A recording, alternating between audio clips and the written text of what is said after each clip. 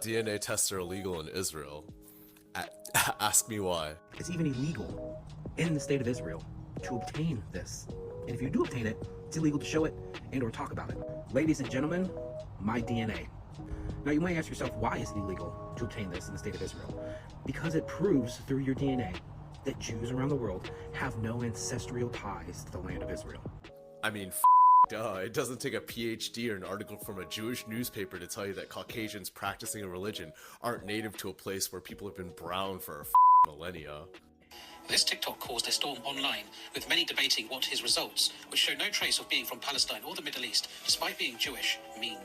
Yet, in the state of Israel, getting hold of a genealogical DNA test is highly restricted.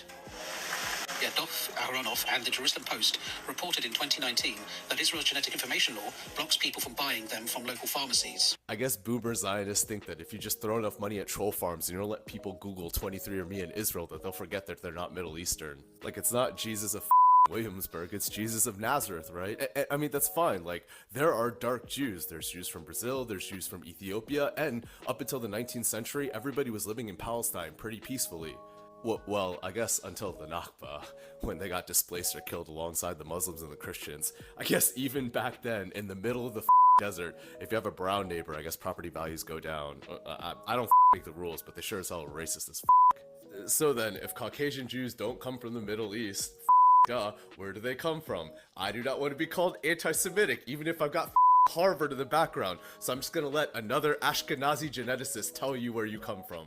Surprisingly, GPS took us to northeastern Turkey. At first we did not understand the results, but when we looked at some old books, we found 4 ancient villages named Ishkenaz, Eskenaz, Ashenaz, and Ashkuz, names that may be derived from the word Ashkenaz. This place resides on a hub of trade networks. This is where Silk Roads and other trade routes converge.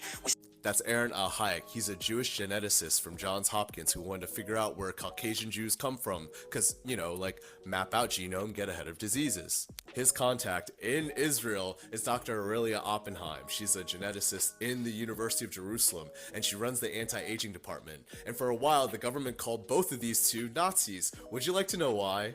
Because they both figured out where Caucasian Jews come from. Wink, wink.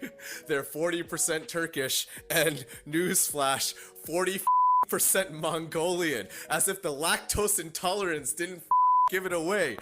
Like, hold on, do you understand what this means? Like, okay, sure, like, you don't have any ancestral tie to Israel, but like, you don't have yellow fever. You're just dating your own race. Like real talk, what do you see in this picture? Like, is it a pierogi or is it a dumpling?